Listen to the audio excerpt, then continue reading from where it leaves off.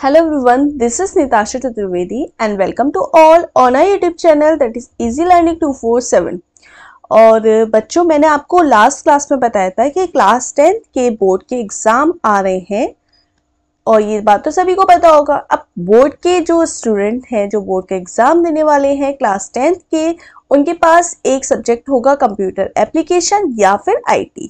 तो आज की क्लास में हम बात करेंगे कंप्यूटर एप्लीकेशन में, जो कि आपका एक बोर्ड के पैटर्न में, एक सिलेबस में आपके 50 मार्क्स का जो पेपर होता है उसमें एक क्वेश्चन आते हैं, that is case study based question.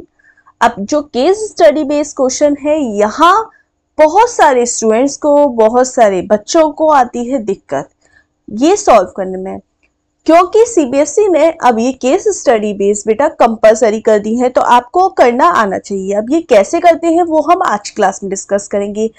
और मेरा ये बताने का रीज़न इसीलिए है कि काफ़ी सारे कमेंट और एक मेल मेरे पास आ रहा है बच्चों का कि वो मैम ये पूछना चाहते हैं कि ma'am case study based question computer application या IT में हम किस तरीके से सॉल्व करते हैं। तो बेटा ये जो मेरी क्लासेस हैं ये बेसिकली जो फोकस कर रही हैं, जितनी भी मेरी जो क्लासेस हैं वो क्लास 10th और 12th के बोर्ड के एग्जाम पर फोकस कर रहे हैं, अभी पर्टिकुलर अभी 10th पर। इसमें हम लोग कंप्यूटर से रिलेटेड जितनी भी मोस्ट इम्पोर्टेंट पेपर है, सैम्पल पेपर है, प्रैक्टिस पेपर है, पेपर में किस तरीके से पूछा जाता है, क्या क्या चेंजेस हो सकते हैं, और आपका वन शॉट जितना भी रिवीजन है वो मैं कराने की कोशिश करूंगी बोर्ड के एग्जाम से पहले। तो जो लोग भी नए हैं और जिन लोगों ने अभी तक कंप्यूटर एप्लीकेशन या IT नहीं पढ़ी है, जिनको थोड़ा सा डर लगता है कि हमने स्टार्टिंग से मेहनत नहीं करी, अब हम क्या करें, तो बेटा मैं आपको 15, 20, 30 क्लासेस में जितनी भी इन शॉर्ट से शॉर्ट क्लासेस हो सकती हैं और मिनिमम टाइम में मैं आपको मैक्सिमम मार्क्स आपके आउट ऑफ यानी आपका जो 50 मार्क्स का थ्योरेटिकल एग्जाम है उसमें कैसे पूरे में से पूरे मार्क्स आप लेके आए हैं, वो सारी चीज़ें हम डिस्कस करेंगे। बस आपको मेरी इतनी सी हेल्प करनी है कि चैनल को सब्सक्राइब करें और अपने फ्रेंड्स के संग ये वीडियोस चैनल के बारे में शेयर करें और बेल आइकन पर प्रेस कर दें, जिससे आपको लेटेस्ट अपडेट मिलते रहें बस। और बाकी कोई हेल्प नहीं चाहिए, बाकी मैं आपकी पूरी हेल्प करूंगी। और मैं आपको गारंटी से बोल रही हूँ कि अगर आप ये प्लेलिस्ट में जाके क्लास 10 कंप्यूटर एप्लीकेशन या फिर जिनके पास IT है वो देख लेंगे सारी वीडियोस, आपकी गारंटी पूरे में से पूरे मार्क्स लाने से कोई नहीं रोक सकता। तो देखिए, केस स्टडी बेस्ड क्वेश्चन हम लोग किस तरीके से सॉल्व करते हैं। बेटा ये एक क्या आता है, पैसेज। क्या आता है बेटा, पैसेज। अब इसमें क्या होता है कि हमको क्वेश्चन, जैसे कि आप हिंदी इंग्लिश में पढ़ते होंगे कि ये हमें एक पैराग्राफ दे रखा होता है, हमको उसके अंदर क्वेश्चन पूछे जाते हैं। सबसे पहले हमको ये पैराग्राफ दे रहा है, इन मिड ऑफ 80s यानी 80s की शुरुआत में another federal agency the NSF created, एक और फेडरल एजेंसी थी। आपको पता है, आप लोगों ने जब इंटरनेट के चैप्टर में पढ़ा होगा तो आपने एक पढ़ा होगा एयरपनेट। तो बेसिकली बेटा जो पहला नेटवर्क है, अब देखो मैं इसके बारे में भी आपको शॉर्ट डिस्कस करती जाऊंगी, जिससे कि आपका अगर एयरपनेट से रिलेटेड क्वेश्चन आ रहे तब भी आप कर लो। तो बेसिकली जो बेटा सबसे पहला नेटवर्क इस पूरे वर्ल्ड में, इस दुनिया में जो बना है वो बना है एयरपनेट। एयरपनेट क्या होता है, advance research project agency network, ARPANET. ARPANET क्या होता है बेटा, advance research project agency network. ठीक है, ये नेटवर्क क्या कहता है, इन शॉर्ट समझो कि 4 कंप्यूटर्स को सबसे पहले कनेक्ट किया गया था। अब ये 4 कंप्यूटर, ये 4 डिवाइसेस आपस में एक दूसरे से कम्युनिकेशन कर रहे थे, यानी इंफॉर्मेशन का एक्सचेंज कर रहे थे, आदान प्रदान कर रहे थे। जैसे कि मैं आपको कोई मैसेज सेंड करूं और आप उसको रिसीव करो, फिर आप मुझे सेंड करो, मैं उसको रिसीव करूं, इस तरीके से होता है कम्युनिकेशन। कम्युनिकेशन का मतलब होता है बेटा हम लोग अपनी बातें, इंफॉर्मेशन, हम लोग अपनी चीजें, जैसे कि आप व्हाट्सएप पे क्या करते हो, कम्युनिकेशन करते हो, आप लोग फेसबुक के मैसेंजर पर क्या करते हो, कम्युनिकेशन करते हो, आप लोग कॉलिंग पर क्या करते हो, कम्युनिकेशन करते हो। तो बेसिकली जो सबसे पहले एयरपानेट एक एजेंसी है, एक फेडरल एजेंसी थी, जिसने कि सबसे पहले 4 कंप्यूटर यानी 4 कंप्यूटर्स को एक कमरे में, एक रूम में आपस में कनेक्ट कर दिया। अब ये 4 कंप्यूटर क्या कर रहे थे, आपस में एक दूसरे से इंफॉर्मेशन एक्सचेंज कर रहे थे, यानी कम्युनिकेशन कर रहे थे। क्लियर हुआ, ये हुआ एयरपानेट के बारे में। अब एयरपानेट के बाद एक और एजेंसी आई जिसने NSF नेट बनाया। क्या बनाया, NSF नेट, वही उसी के बारे में ये बात कर रहा है। तो NSF नेट बनाया, ठीक है, NSF नेट। अब ये NSF नेट क्या होता है? National science foundation network. National science foundation network, ये मिड ऑफ 80s में एक अनदर फेडरल एजेंसी ने NSF नेट को बनाया था। ये NSF नेट क्या है? ARPANET से थोड़ा अच्छा था, इसकी कैपेसिटी थोड़ी ज्यादा थी, ठीक है, which are more capable than ARPANET। सीधी सी बात, the only drawback of NSF net was the allowed only academic research on the network and not any private business. इसमें सिर्फ एक ही डिसएडवांटेज थी कि ये एकेडमिक रिसर्च वगैरह के लिए यूज किया जा रहा था, वो अलाउ करता था, किसी पर्टिकुलर बिजनेस के लिए यूज नहीं हो पा रहा था, तो ये इसका ड्रॉबैक है। लास्ट में आपको पता ही है क्या आया? इंटरनेट। देखो पहले ARPANET आया, फिर NSF नेट आया और लास्ट में आया इंटरनेट। ये तीन सबसे ज्यादा इंपॉर्टेंट है और इन बिटवीन बहुत सारी रिसर्च चलती गई, बहुत सारे नेटवर्क बनते गए, बहुत सारे लोग आते गए, प्राइवेट गवर्नमेंट बहुत सारी ऑर्गेनाइजेशन आती रही और आपस में चीजें रिसर्च होते होते होते होते आज के टाइम में हम लोग यूज कर रहे हैं internet, that is network of network, जो हम वर्ल्ड वाइड वेब पर पूरे वर्ल्ड में यूज कर रहे हैं। तो तीन चीजें आपको याद रखनी है। इसका जरूरी नहीं है केस स्टडी बेस्ड क्वेश्चन आए, कोई शॉर्ट क्वेश्चन, कोई MCQ, कोई आपसे लॉन्ग क्वेश्चन भी पूछा जा सकता है बेटा। तो सबसे पहले बेटा आपको काम हो गए, तीन चीजें याद रखनी है। स्टार्टिंग के जो हिस्ट्री ऑफ नेटवर्क है, बस तीन चीजें याद रख लो। सबसे पहले कोई पूछे क्या आया था नेटवर्क की दुनिया में? ARPANET। ARPANET क्या होता है? Advance research project agency network. ये होता क्या है कि चार कंप्यूटर्स को कनेक्ट किया गया था जो कि आपस में कम्युनिकेशन कर रहे थे, यानी इंफॉर्मेशन का आदान प्रदान कर रहे थे, एक्सचेंज कर रहे थे। ARPANET के बाद एक और 80s in between of mid of 80s में एक नेटवर्क बना, that is NSF net. NSF net क्या है? National science framework network, national science foundation network, national science foundation network. ये अमेरिका की कुछ कंपनीज थी, प्राइवेट गवर्नमेंट, उन सब ने मिलकर ये बनाया था और इसकी जो कैपेसिटी थी वो ARPANET की कंपैरिजन में ज्यादा थी। ये बस बहुत सारे, ये हाई कैपेबल था, ARPANET से बेटर था। इसका डिसएडवांटेज ये था कि ये सिर्फ रिसर्च ऑर्गेनाइजेशन वगैरह में यूज कर पा रहे थे, हम इसका प्राइवेट बिजनेस पर्पस में यूज नहीं कर पा रहे थे। तीसरा, आज के टाइम में हम कौन सा नेटवर्क यूज कर रहे हैं? दैट इज इंटरनेट, जो कि 1990 में बना था और ये वर्ल्ड वाइड वेब पूरे वर्ल्ड को आपस में कनेक्ट किया हुआ है, नेटवर्क ऑफ नेटवर्क, ठीक है। ये तीन चीजें याद रखनी है और कुछ नहीं है। अब ये देखो बेटा, ये पूरा पैराग्राफ इन तीन चीजों पर बेस्ड है, मैंने आपको इन डिटेल समझा दिया।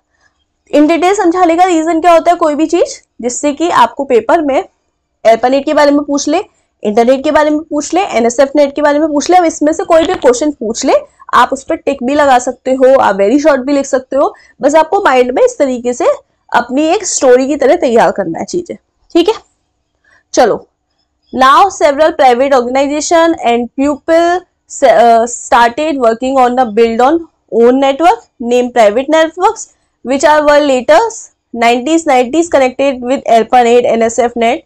1990 में ARPANET, NSF net बहुत सारे नेटवर्क आपस में कनेक्ट हुए बेटा, और क्या बना? The internet really become a popular 1990 after the development of world wide, ठीक है। WWW के डेवलप के लिए हमने इंटरनेट बनाया, जो कि अब WWW के नाम से बहुत पॉपुलर हुआ।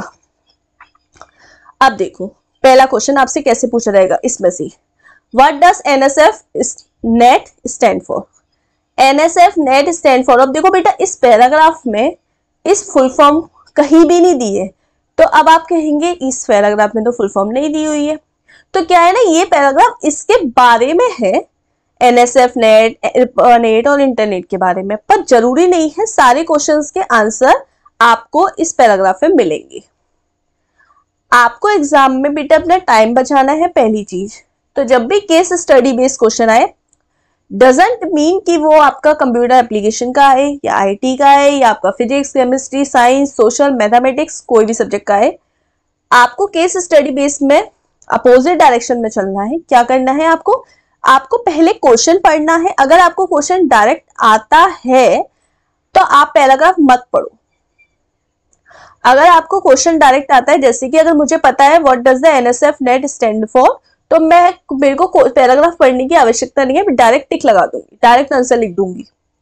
और अगर मुझे क्वेश्चन का आंसर नहीं आता है या मुझे कंफ्यूजन है तो भाई एक बार पैराग्राफ को एक गो थ्रू कर लो, रीड आउट कर लो। ऐसा नहीं है एक एक लाइन पढ़नी है। ये चीजें मैंने इसीलिए पढ़ा या मैंने इसीलिए आपको समझाया क्योंकि मुझे और भी चीजों के बारे में आपको समझाना है कि भाई ARPANET क्या होता है, NSFNet क्या होता है। हो सकता है किसी बच्चे ने या आप में से बहुत से बच्चों ने NCERT नहीं पढ़ रखी हो या क्लास में नहीं पढ़ रखा हो, बहुत सारे बच्चे नहीं पढ़ाई कर पाते हैं, तो उनकी वजह से या एक आपका जिनको आता है उनका भी एक रिवीजन हो जाए, उनकी वजह से मैं चीजों को डिस्कस करती हूँ। ठीक है, तो अब देखिए NSFNet की फुल फॉर्म क्या है, मैंने अभी लास्ट में बताया था ऊपर, नेशनल साइंस फाउंडेशन नेटवर्क। तो ऑप्शन नंबर 3 हम टिक कर लेंगे, नेशनल साइंस फाउंडेशन नेटवर्क। जब भी क्लास में आप YouTube से पढ़ो या अपनी बुक से पढ़ो, एक नोटबुक लेके बैठो और हर एक सब्जेक्ट की, अब लास्ट टाइम है, हर एक सब्जेक्ट की एक अलग अलग नोटबुक या बुक या जो भी आपके पास पेपर्स हैं उनको अलग अलग रख लो, जिससे कि क्या होगा बेटा, जब आप एग्जाम देने जा रहे होंगे, जिस दिन आपका एग्जाम होगा उससे 1-2 दिन पहले, ये एग्जाम वाले दिन आप जस्ट उन नोट्स को एक बार गो थ्रू कर लोगे, तो आपको जो चीजें आती है बस आपको वही रिवीजन करके जाना है। ठीक है, तो आपको जो चीजें, तो इससे क्या होगा, अभी आप एक नोटबुक पे, जैसे आप अभी स्टार्टिंग केस स्टडी, तो ऊपर डालो केस स्टडी बेस्ड क्वेश्चन और आगे कंप्यूटर नेटवर्क या नेटवर्किंग। और अब आपको यहाँ पर जो भी नई चीजें सीखने को मिली है, जैसे ARPANET क्या होता है, NSFNet क्या होता है, इंटरनेट क्या होता है, वो चीजें आप लिखते चले जाओ। ठीक है, ARPANET कब डेवलप हुआ और NSFNet कब आया 90s 80s में, तो ये क्या है, जैसे कभी MCQ आए तो आपके दिमाग में आप बार बार चीजों को देखते रहोगे ना, तो ये सिर्फ कंप्यूटर एप्लीकेशन के लिए नहीं है, सभी सब्जेक्ट्स के लिए। और सबको एक रफ कॉपी बना के सबको एक ही में मत लिखते चले जाना, फिर ढूंढने में आप ही को प्रॉब्लम होगी। तो दिस इज माय सजेशन कि हम लोग ऐसे पढ़ाई करते थे और इस तरीके से हम लोगों ने अपनी पढ़ाई की है, तो ऐसे ही आपको पढ़ना है। और आई विश कि आप सब लोग बहुत अच्छे मार्क्स लेके आओ। और देखो, मैं अपने बारे में बता दूं, मेरे को 4 साल से ऊपर टीचिंग में हो गए और बेटा मैं ऑरिकल कंपनी में जॉब कर चुकी हूँ, बीटेक करी हुई हूँ, टीचिंग में इंटरेस्ट आया इसलिए बीएड कर लिया। आप टीचिंग में आप किसी से भी पूछना कि टीचिंग के लिए जो एग्जाम्स होते हैं, गवर्नमेंट के एग्जाम, सीटेट, वो मेरे दोनों एग्जाम क्वालिफाई हैं। उसके अलावा लास्ट ईयर ही अभी कोई गवर्नमेंट वैकेंसी आएगी मैं उसका भी एग्जाम दूंगी।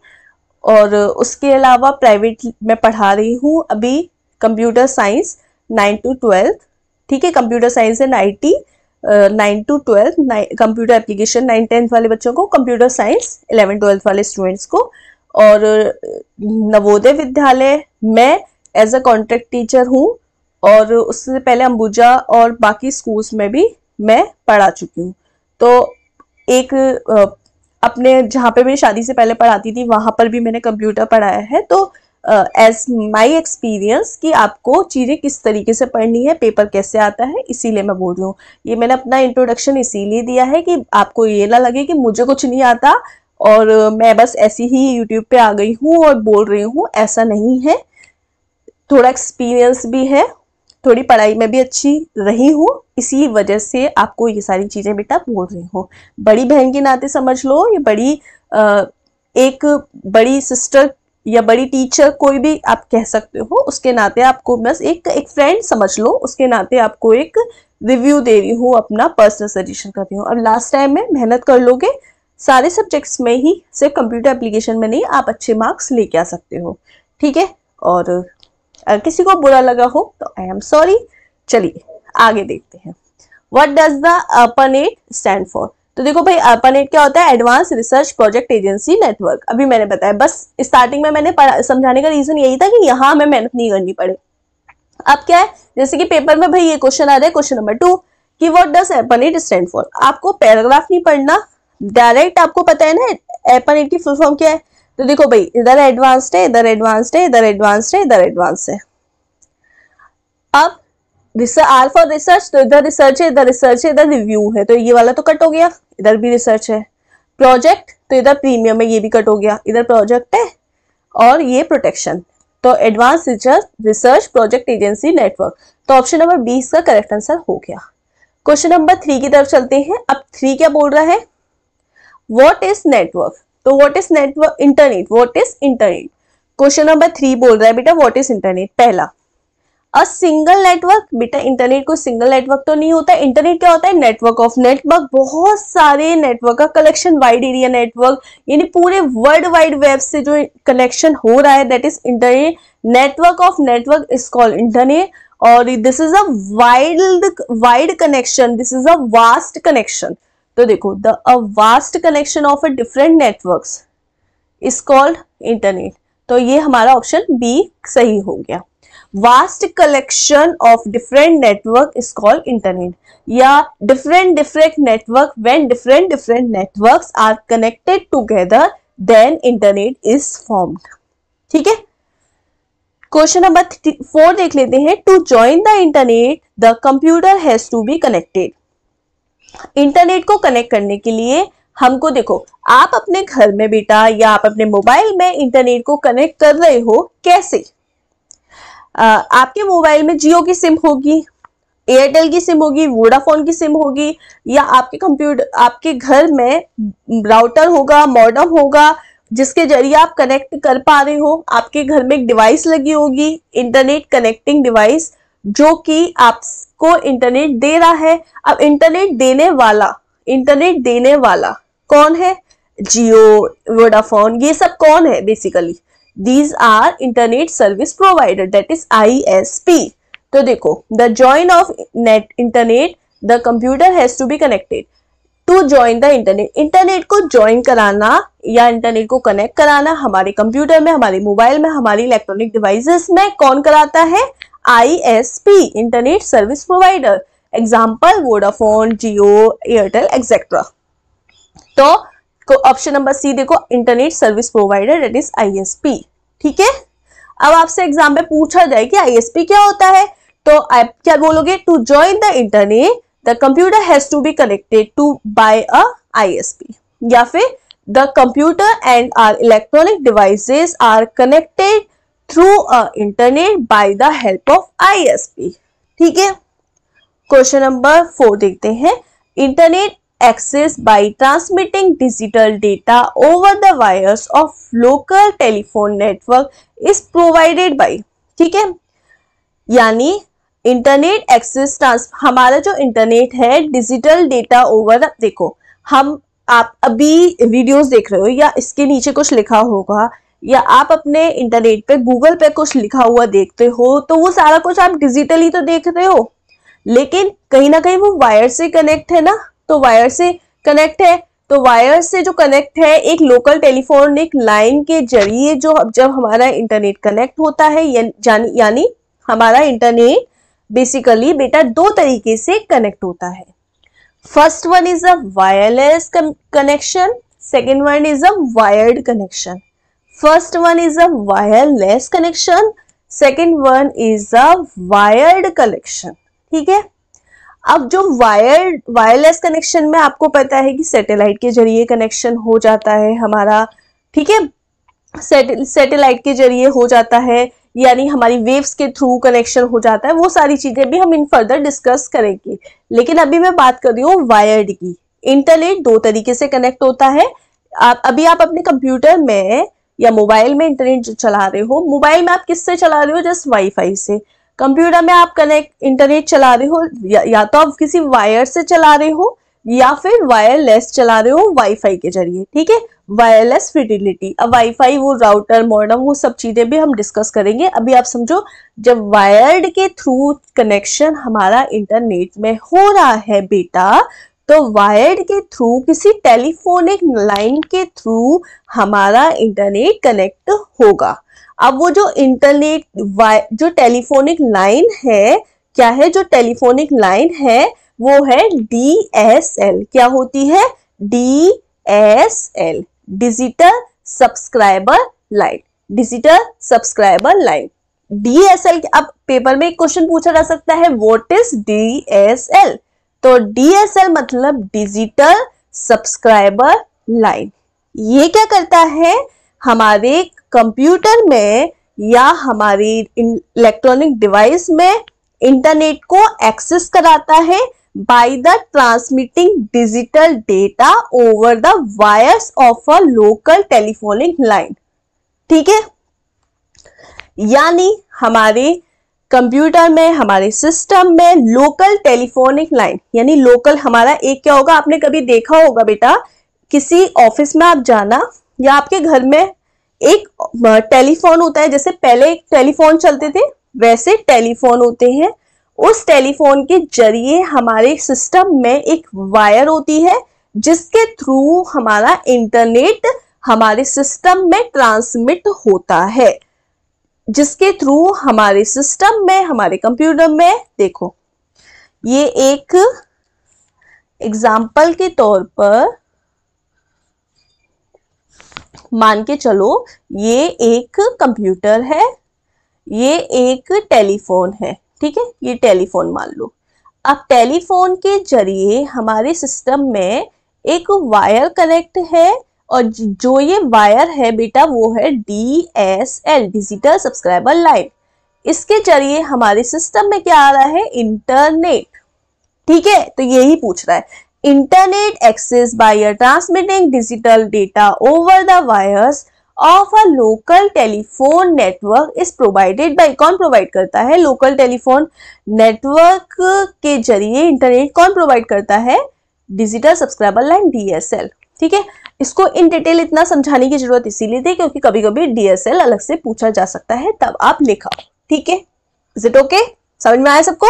समझ में आ रहा है तो लाइक कर दो और चैनल को सब्सक्राइब कर दो बेटा, ऐसे मत जाना, चैनल को सब्सक्राइब कर दो और जिन्होंने नहीं किया उनसे भी करवा दो और बेल आइकन पे प्रेस कर दो, वरना समझ लेना आप लोग। क्वेश्चन नंबर 6 देखो, चलो।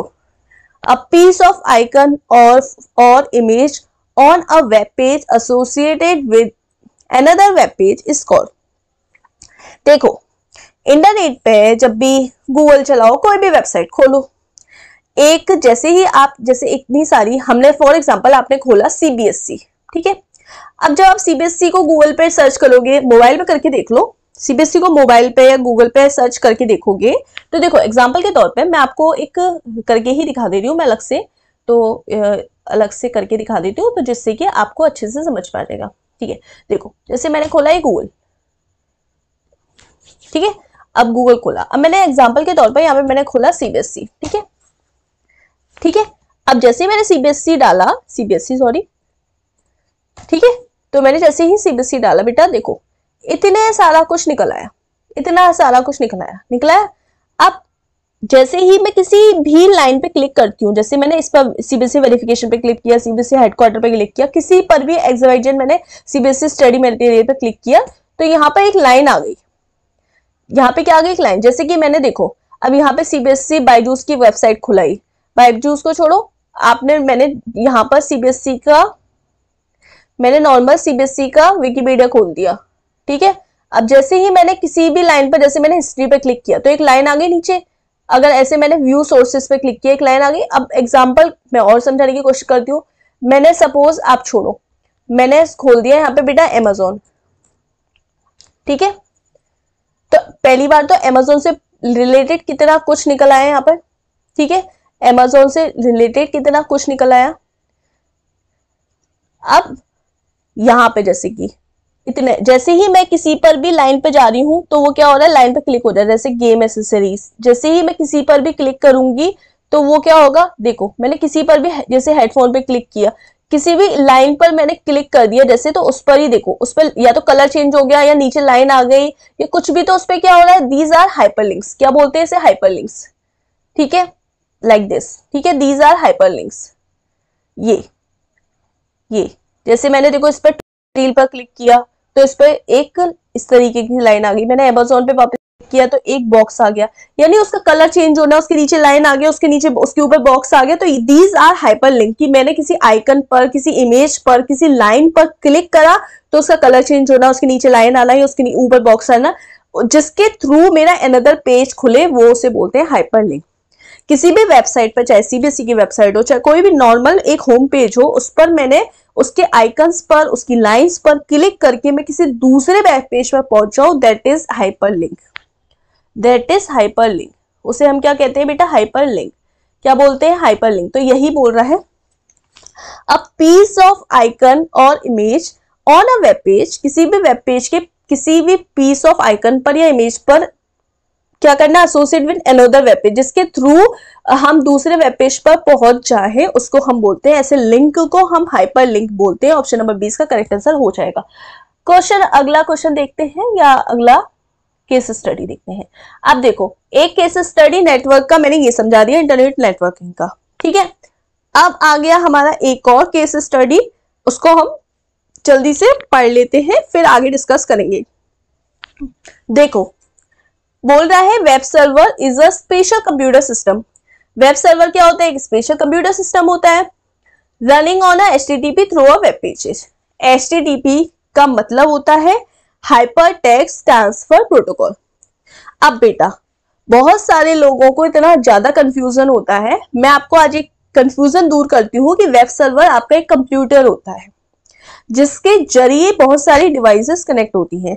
एग्जाम्पल के तौर पर जो अभी आपका कंप्यूटर है, उसके जरिए आप अपने घर के सारे कंप्यूटर, सारी डिवाइसेस कनेक्ट कर दो, तो आपका कंप्यूटर क्या बन जाएगा, वेब सर्वर। वेब सर्वर एक ऐसा स्पेशल कंप्यूटर होता है जिसके जरिए बहुत सारी डिवाइसेस कनेक्ट होती है। एग्जाम्पल के तौर पर फेसबुक चलाते हो तो फेसबुक का सर्वर, यानी जिसके थ्रू पूरे वर्ल्ड में सारी फेसबुक चल रही है, तो वो फेसबुक का सिस्टम, फेसबुक का सर्वर। आपके कंप्यूटर लैब में एक मेन सर्वर कहते हैं सर्वर रूम, या आप किसी कॉलेज में देखा होगा सर्वर रूम, यानी वो server room, what is server room, तो वहां पे एक कंप्यूटर है बेटा जिसके जरिए पूरे कंप्यूटर लैब के कंप्यूटर कनेक्ट है, ठीक है, थ्रू द इंटरनेट, ठीक है। अब ये क्या है, web server is a special computer system running on HTTP through a web pages. ये HTTP के थ्रू रन करता है। HTTP मतलब hyper text transfer protocol. HTTP क्या होता है बेटा, HTTP hyper text transfer protocol, ये एक प्रोटोकॉल है। प्रोटोकॉल का मतलब आपका सेट ऑफ रूल्स, कुछ सेट ऑफ रूल्स होते हैं that are applicable for a network, कुछ set of rules that are applicable for a network is called protocol. और HTTP एक ऐसा प्रोटोकॉल है जो कि हमें दूसरे पेजेस पर जाने में मदद करता है, दूसरे वेब पेजेस पे, दूसरे वेबसाइट पर जाने में मदद करता है। अब एक आता है HTTP, एक आता है HTTPS। तो HTTP hyper text transfer protocol, HTTPS hyper text transfer protocol secure, जो कि सिक्योरिटी के लिए यूज किया जाता है, ठीक है, जो कि HTTP के कंपैरिजन में सिक्योर है। अगर किसी भी वेबसाइट के आगे HTTPS लगाए यानी वो सिक्योर है, और HTTP लगाए यानी वो सिक्योर नहीं है। HTTP और HTTPS में बस सिक्योरिटी का ही डिफरेंस है, बाकी दोनों ही यूज किए जाते हैं किसी और वेब पेज पर, किसी और वेबसाइट पर ट्रांसफर कराने के लिए। यानी हमें किसी, फॉर एग्जांपल मुझे अभी इंटरनेट पे कुछ सर्च करना है, तो सर्च मुझे उस लिंक तक, मुझे उस पेज तक कौन पहुंचाएगा, HTTP, ठीक है, मुझे उस जगह तक पहुंचाने का काम कर रहा है HTTP, ये समझो। The web page is a medium of carrying, web page क्या करता है, medium of carrying data from one computer to another. जो हमारे वेब पेजेस होते हैं वो हमें एक कंप्यूटर से दूसरे कंप्यूटर पर पहुंचाने में मदद करते हैं। एग्जाम्पल के तौर पर मैंने अभी आपको बताया था बेटा, देखो कि these all are web pages, जैसे कि ये वेब पेज, जैसे कि ये वेब पेज है, मुझे जैसे इस पे, जैसे ही मैंने इस पे हाइपरलिंक पे क्लिक किया टुडेज डील, तो ये सारा आ गया। अब मैंने इस, जैसे कि फॉर एग्जांपल मैंने अभी इस पर क्लिक किया, तो मुझे वेब पेज के जरिए क्या हो रहा है, ये दूसरे वेब पेज पर जाने में मदद कर रहा है, ठीक है। अब मैंने जैसे सपोज इस पर क्लिक किया, तो मेरे लिए इस हाइपरलिंक पे क्लिक करते ही क्या होगा, एक और वेब पेज आ जाएगा। जैसे एग्जांपल के तौर पर मैंने सपोज इस पर क्लिक किया, तो मेरा एक और वेब पेज आ गया, ठीक है।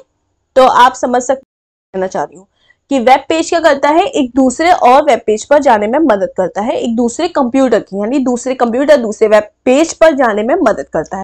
A client stand for their, अब देखो एक सेकेंड, हाँ, the working of a web server start from a client और यूजर। देखो, दो कंप्यूटर मान लो बेटा, क्लाइंट कौन होता है, आप। क्लाइंट कौन होता है, आप बेटा। क्लाइंट कंप्यूटर मतलब क्लाइंट और यूजर एक ही बात, जो कि यूज कर रहा है सर्वर, यानी सर्वर से ले रहा है सर्वर्स को रिक्वेस्ट। क्लाइंट क्या करेगा, एग्जांपल के तौर पर आपने सर्च किया google.com। अब google.com किसने सर्च किया, आपने, तो आप कौन हो, यूजर। यूजर मतलब क्लाइंट। किसको किसको सर्च किया? google.com। तो google.com का भी तो एक कंप्यूटर होगा, वहां से आपके पास जहां आप रिक्वेस्ट भेज रहे हो वो हो रहा है सर्वर। एक तरह से ये मान के चलो जो हमें सर्विस दे रहा है वो सर्वर। फेसबुक भी हमें सर्विस दे रहा है, गूगल भी हमें सर्विस दे रहा है, व्हाट्सएप भी हमें सर्विस दे रहा है, दीज ऑल आर सर्वर।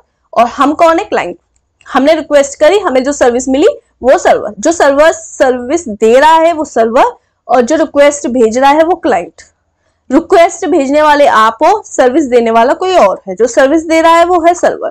तो आप क्या कहना चाह रहे हैं? ये the working on a web server start from a web server पर वर्किंग जब हम करते हैं तो स्टार्ट कहां से होता है? क्लाइंट से। हम ही तो रिक्वेस्ट भेजेंगे। Web server take request. Server क्या करेगा भाई? देखो, रिक्वेस्ट को टेक करेगा, लेगा रिक्वेस्ट को और उसको प्रोसेस करेगा और हमको हमारी रिक्वेस्ट सेंड बैक कर देगा। एग्जाम्पल के तौर पर मैं आपको समझाने की कोशिश करती हूँ। देखो, जैसे कि मैं एक और पेज खोल लेती हूँ। जैसे कि मैंने खोला बेटा सीबीएसई, नॉर्मल सीबीएसई, ठीक है। मैंने गूगल पर सीबीएसई को रिक्वेस्ट भेज दी। मैं कौन हूं? क्लाइंट। अब सीबीएसई का निकल के आया सर्वर, जैसे central board of secondary education, ये सीबीएसई का सर्वर, ठीक है। इसने क्या किया? मैंने रिक्वेस्ट भेजी भाई सीबीएसई खोलो। इसने मेरी रिक्वेस्ट सीबीएसई के सर्वर ने सुनी और मुझे सर्विस दी बैक। सर्विस मुझे बैक करी, सीबीएसई की वेबसाइट खोल के दिखा दी। अब मैं इसको वापस से रिक्वेस्ट भेज रही हूँ, मेन वेबसाइट खोलो। तो ये क्या करेगा? मेरी रिक्वेस्ट को लेगा, मुझे वापस से सर्विस दे देगा, बैक कर देगा। मैंने बोला मेन वेबसाइट खोलो, इसने मेरी सर्विस को लिया और वापस से खोल दिया सीबीएसई के सर्वर ने। समझ में आया? आई होप आपको ये बात समझ में आई होगी, ठीक है। क्लियर हुआ? तो समझ में आया सर्वर क्या करता है। अब देखो, वेब सर्वर रिक्वेस्ट को लेता है और हमें सेंड बैक कर देता है क्लाइंट को। क्लाइंट में आप, हम लोग। The server gather all the web pages information and send to the user, एक ही बात है, which we see on a computer, और कंप्यूटर के वेब पेज पर देखते हैं। When the client sends a request for processing to the web server, the domain name IP address important to the web server। Web server के लिए सबसे ज्यादा important होता है डोमेन नेम या आईपी एड्रेस। अब बात आती है डोमेन नेम क्या होता है। देखो बताती हूं, चलो बेटा देखो, क्या आपको पूरे वर्ल्ड में कितनी भी वेबसाइट है सबका आईपी एड्रेस याद हो सकता है? नहीं हो सकता। आईपी एड्रेस बेटा एक नंबर होता है, तो वो नंबर क्या हमें सारी वेबसाइट का अलग अलग याद हो सकता है? और वो नंबर छोटा नहीं होता, वो नंबर 32 IPv4 32 IPv6 128 बिट की फॉर्म में होता है। तो क्या आपको प्रॉपर्ली वो याद हो सकता है? सभी वेबसाइट्स का नहीं हो सकता। तो हमें सारी वेबसाइट के नंबर याद नहीं हो सकते, इसीलिए हमारे लिए क्या बना? Domain name. डोमेन नेम जैसे cbse.gov.in, जैसे कि अभी मैंने लास्ट आपको खोल के दिखाया, कोई भी वेबसाइट खोल लीजिए आप, Amazon, फ्लिपकार्ट, या फिर आप नॉर्मली कोई भी, एग्जांपल के तौर पर मैंने बोला NCERT, ठीक है, तो NCERT की वेबसाइट है दीज। तो दीज आर जो NCERT है, CBSE है, या आपके Amazon है, फ्लिपकार्ट है, दीज ऑल आर बेटा वेब डोमेन। ये क्या होते हैं? डोमेन होते हैं। और डोमेन नेम का मतलब जो नाम हम इजीली याद कर पाते हैं। आईपी एड्रेस डोमेन नेम को कन्वर्ट करता है, डोमेन नेम आईपी एड्रेस को कन्वर्ट करता है। आईपी एड्रेस मतलब जो कि इंटरनेट समझ रहा है। आईपी एड्रेस मतलब बेटा जितनी भी इलेक्ट्रॉनिक डिवाइसेस हैं, जितना भी हम इंटरनेट पर वर्क कर रहे हैं, वेबसाइट से जितना भी कुछ इंटरनेट पर है, उन सबका एक एड्रेस होता है, जिस एड्रेस को हम आईपी एड्रेस बोलते हैं। कंप्यूटर या हमारा इंटरनेट समझता है, आईपी का मतलब इंटरनेट प्रोटोकॉल। कंप्यूटर और हमारी इलेक्ट्रॉनिक डिवाइस और हमारा जो नेटवर्क है, इंटरनेट है, वो समझता है आईपी एड्रेस। और हम लोग आईपी एड्रेस नहीं समझ पाते, तो हमारे लिए बना है डोमेन नेम। हम जब डोमेन नेम जैसे ही डालते हैं, जैसे मैंने सीबीएसई डाला या एनसीईआरटी डाला, तो कंप्यूटर उसे ऑटोमेटिकली, हमारा इंटरनेट ऑटोमेटिकली उसे आईपी एड्रेस में कन्वर्ट कर देता है। वो इंटरनेट को समझा देता है, वापस से हमको हमारी ही लैंग्वेज में वो वापस दे देता है। क्लियर हुआ? तो हर एक डिवाइस का, हर एक कंप्यूटर का अपना एक आईपी एड्रेस होता है। ये बात आप बस इतना याद रखो, चाहे कितनी भी बड़ी डिवाइस है, चाहे कितनी भी छोटी डिवाइस है, सबका एक आईपी एड्रेस होता है और ये यूनिक होता है। जैसे आपका नाम यूनिक रखने की कोशिश की जाती है। आपका नाम सोचो, आपका एग्जाम्पल के तौर पर मुझे आपके घर पर कोरियर भेजनी है या मुझे आपके घर पर एक पोस्ट करनी है, तो आपके घर का आपका नाम होगा, आपकी स्ट्रीट का नंबर होगा, आपके हाउस का नंबर होगा, आपकी रोड का नंबर होगा, आपका सिटी होगा, आपका नियर ऑफ एरिया होगा, आपका पिन कोड होगा। ये सारी चीजें मिलके एक आपका एड्रेस तैयार हुआ। सिमिलरली इंटरनेट पर भी एक ये सारे नंबर्स मिलके एक अलग अलग एड्रेस तैयार होते हैं, जिसे आईपी एड्रेस बोलते हैं, जो कि यूनिक होते हैं। इतनी डिटेल आई हो समझ में तो अच्छी बात है, नहीं आई हो तो बस शॉर्ट में याद रखो, आईपी मतलब इंटरनेट प्रोटोकॉल, हर एक डिवाइस का अलग होता है और ये हम याद इजीली नहीं कर पाते, इसीलिए क्या बना, डोमेन नेम बना हमारी याद करने के लिए।